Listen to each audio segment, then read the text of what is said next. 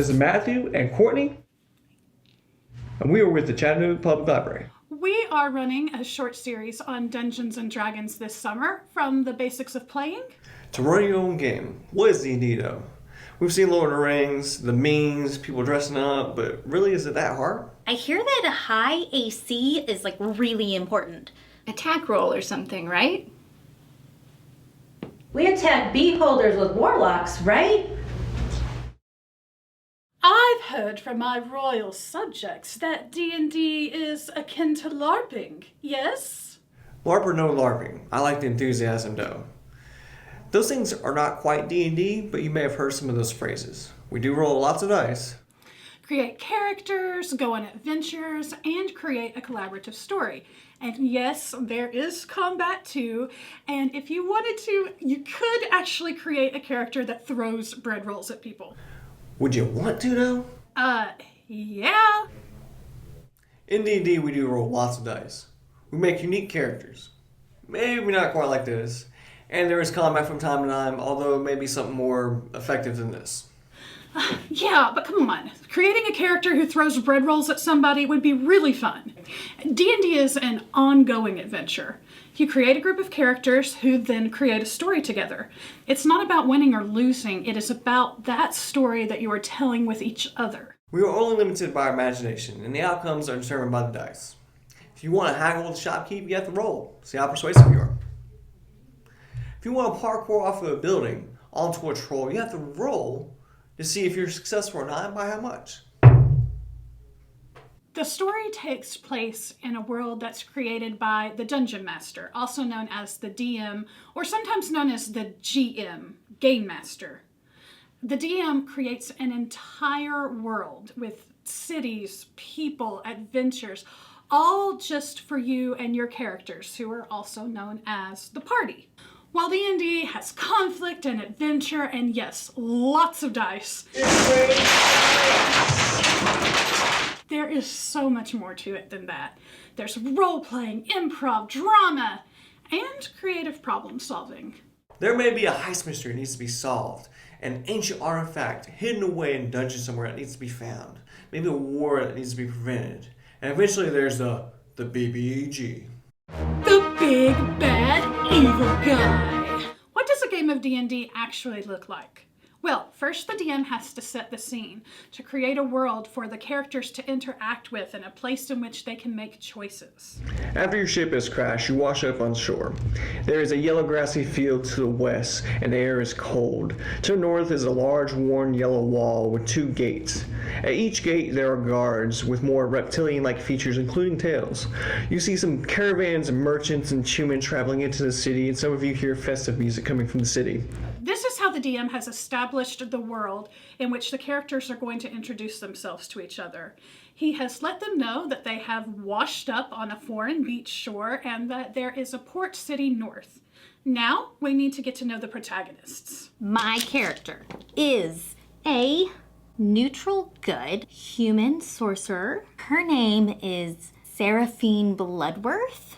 So she's like super adaptable. I'm just saying that she's super stylish. In my mind, that means like she wears all black. So my character is Shukrat.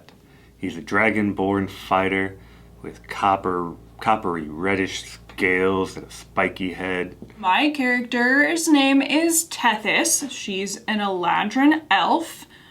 She's really tall. She has green hair and a super cool cape. And she's also a bard. Her defining trait is that she never takes anything seriously. Mamie is a little shy, but she is playing Tara, the female dwarven ranger, with long brown hair pulled back and braided into a ponytail with burgundy-stained armor and rosy cheeks. We now have an adventuring party.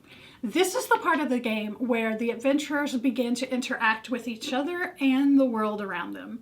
This is where we come to role-playing, which is my favorite part. There are several different ways to role-play. There is third-person role-playing. My character is going to check on everybody else and make sure they're okay. I want to look around the beach, see if any wreckage is washed up, or like, ooh, maybe some of our stuff. And first-person role-playing.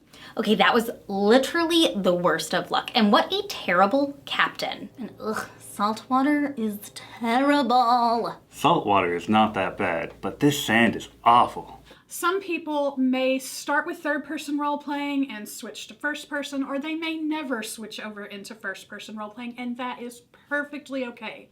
This is the part of the story where the characters begin to interact with the scene that the DM has described. This is where they begin to take control of the story and where dice come into play. Tara, if you can make a medicine roll, and Tethys, if you can make a survival roll, please. Everyone looks pretty exhausted, but no major injuries. Oof. 4. Looks like most of your stuff went down with the ship, but you do find a plank and a nice seashell. What color is the seashell? The seashell is a coral color about the size of a tennis ball with a lavender streak on one side. I shall name you my good vibes seashell. And I will also take the plank. What the DM did was look at their roles combined with the numbers on their character sheets to determine how well they did on those tasks. D&D is similar to a choose-your-own-adventure book where each choice leads to a different chapter.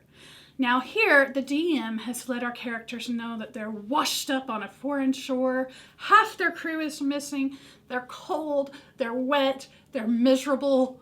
What are they going to do? This is where they have to choose. My character tells everyone else we're all pretty exhausted, so maybe we should just go to that town and see if we can find a place to rest. Do lizards even have inns? Are we gonna have to eat mice? Wait, there are lizard people? When did that happen? I'm down. Seems kind of sketch though. So we could go south, but I don't see anything there. Or we could take the road away from the port city, but I can't tell where it leads. But there are lizards! We have limited resources. I heard music coming from the town. There are buildings, and I also saw non-lizards walking into town with no fuss. I could really use a shower. Can we just go into town? Alright, so a lot of you gather what you can. You brush some of the sand off, you gather your bearings, and you begin to travel north on the road to the small port city. The party had to decide together what they were going to do. They could have continued walking up the beach, or taken the road west, or even sheltered in place. There were a myriad of other things they could have done. These are all small choices, but they make a big impact on the story. After a small festival in the city of Lamani, and finding an inn that will take you in, the party overhears of an incident with missing lumberjacks. The party, low on funds and resources, chime in. That sounds awful. Maybe we could help look for them. We may need to borrow some equipment. All of ours kind of got lost at sea, and this is a paying job, right? No harm in a little advance? After some negotiations, the party decided to travel west to Lumberjack's last known location in the woods. After some fine detective work, 24 on survival. 24 is good, right? they were able to locate footprints, some unnatural breaks in the brush, and find some drag marks not too far off from the lumber site. The party, after following the trail, a group of giant spiders snuck up on the party. Everyone rolled initiative. The party's beginning to work together. They work together to take a job. They've rolled their d20s to find their way through the forest and to follow tracks. Although they did not notice the giant spiders that are following behind them. So in this case, the DM might call for an initiative roll. Now, when that happens, that means we're going to go into a turn-based order. Instead of just speaking up whenever a person at the table feels like it, you'll go in a certain order that's based on the way you roll your dice. Now, we'll talk about initiative rolls later, but basically what you need to know for now is that when a DM calls for an initiative roll, it usually means that it's time for combat. Although, it could just mean that things are about to happen very quickly. This is just a small amount of D&D, and a brand new session could begin like this. The characters are going to interact with the setting, they're going to go and find tasks. Eventually they will grow, they'll become stronger, learn new skills, and find nice magic items. D&D is so much more than that, though. I love the mystery and intrigue, solving puzzles, getting to talk to people in the world. and finding out what conflict the DM's going to throw at us next. A normal game normally lasts 3 to 4 hours. Some could last an hour, maybe at a convention, and some could last up to 6+ hours if you're just playing with friends. The Lumberjack Adventure can be condensed down into a 3 to 4 hour one-shot. Which is just an entire campaign condensed down into one game. I personally like to leave a cliffhanger, maybe unanswered questions, towards the end, wanting the players to come back for more. Then there are mini campaigns. These last anywhere from 3 to 5 games. Maybe they come from a pre-written source, and these can vary a lot in length and style. And then there are some campaigns that go on for a year or two. We are writing a fun collaborative story together. Fun is the objective.